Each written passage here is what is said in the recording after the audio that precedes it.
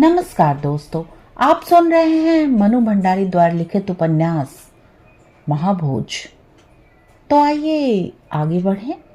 इस समय अपने लिखे को अपनी नज़रों से नहीं वरन दास साहब की नज़रों से देखकर तौल परख रहे थे दत्ता बाबू लिख लिख कर दे रहे थे।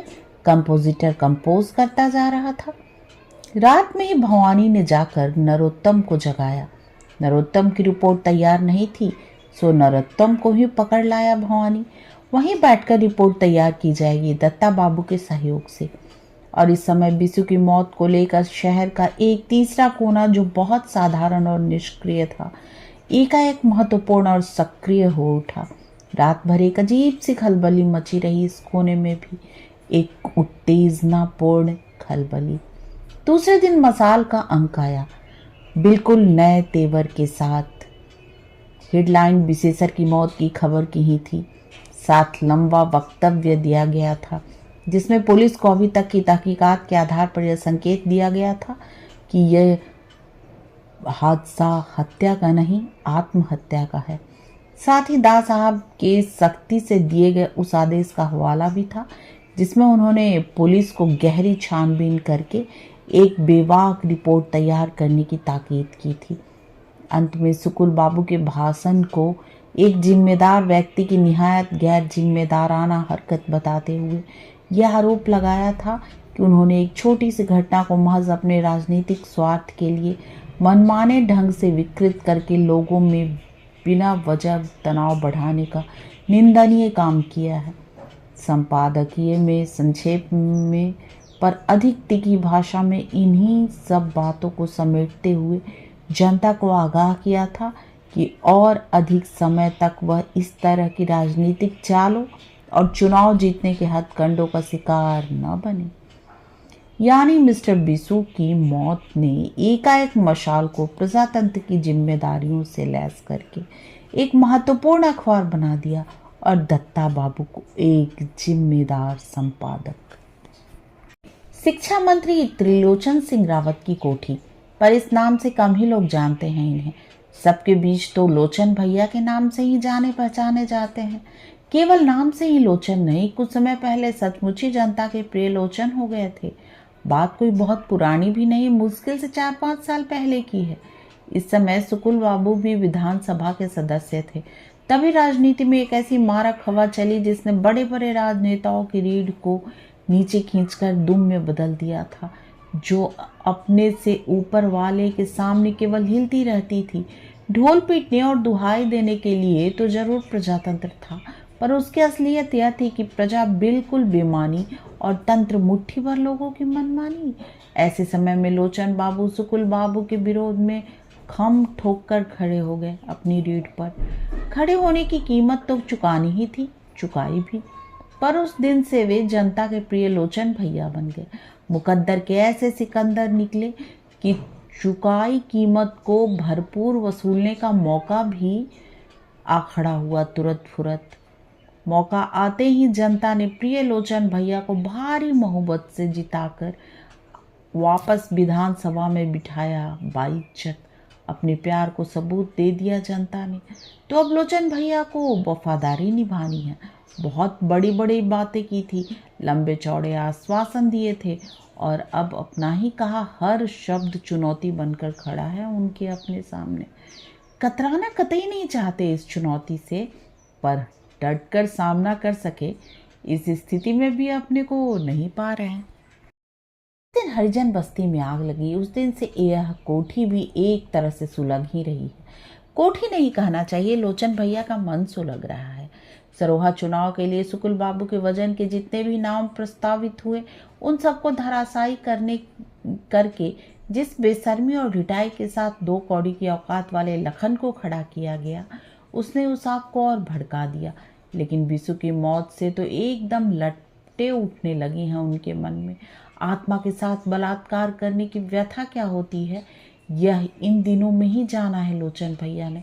देश की गरीब जनता के प्रति पूरी तरह समर्पित उनका व्यक्तित्व उनके अपने लिए एक भारी समस्या बन गया है। बहुत बर्दाश्त कर लिया, अब तिलवर भी नहीं वाली मुद्रा अपनाए घूम रहे हैं पिछले हफ्ते से।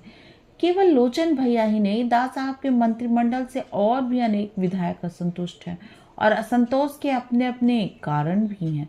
वैसे ईमानदारी की बात तो यह है कि असंतोष का सिलसिला तो मंत्रिमंडल बनने से के पहले दिन से शुरू हो गया था, पर उस समय परिस्थिति की मांग कुछ ऐसी थी कि सबने अपने अपने चेहरे पर स्नेह, सद्भावना, संतोष और एकता के मुखौटे चढ़ा लिए थे कसकर, और आदर्शों के लबादे ओढ़ लिए थे।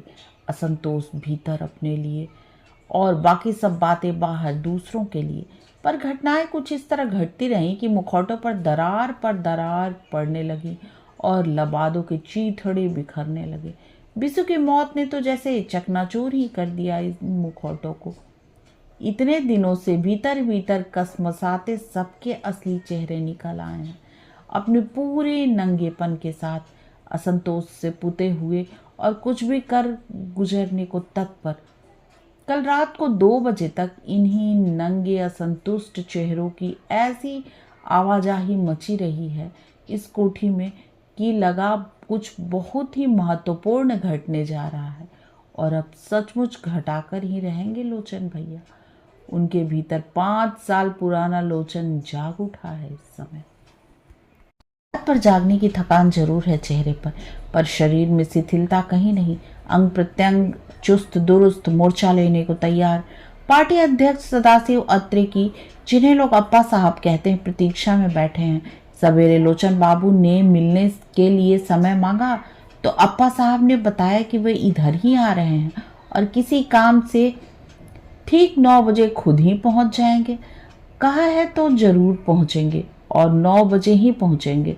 कुछ ऐसी विपरीत स्थितियों में जीवन जिया है अप्पा साहब ने कि बात के पाबंद तो हो ही नहीं सके चाहकर भी, पर समय की पाबंदी का यह हाल कि लोग चाहे तो घड़ी मिला ले उनके आने जाने से।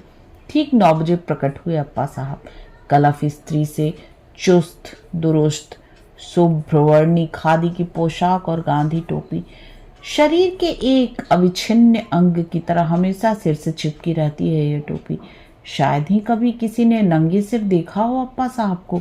छड़ी लेकर चलते हैं, उम्र के कारण नहीं। बाएं पैर में हल्की सी लंगड़ाहट है, 42 के आंदोलन में मिला हुआ तगमा।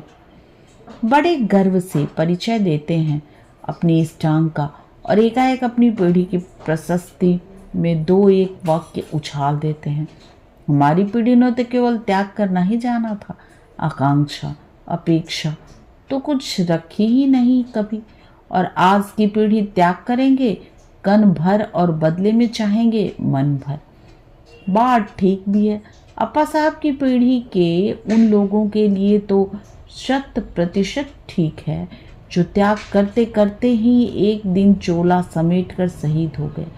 जो बच गए वे बेचारे क्या करें इस कलजुगी हवा के आगे मजबूर। लोचन बाबू ने बढ़कर बिना जरूरत के हाथ का हल्का सा सहारा देकर सोफे पर बिठाया अप्पा साहब को, शायद आदर भरी आत्मीयता दिखाने के लिए। रात बड़ी देर तक बैठक होती रही तुम्हारी यहाँ, बहुत उखाड़ पछाड़ वाली बैठक। एक पैर उठाकर सोफे पर रखते हुए कुछ इस तरह कहा अप्पा साहब ने कि पता नहीं लग सका कि यह प्रश्न था या आरोप, पर बात सीधे ही शुरू की। फालतू की भूमिका में जाया करने के लिए न समय है उनके पास, न शायद धैर्य। हाँ, उसी सिलसिले में मैं मिलना चाह रहा था आपसे।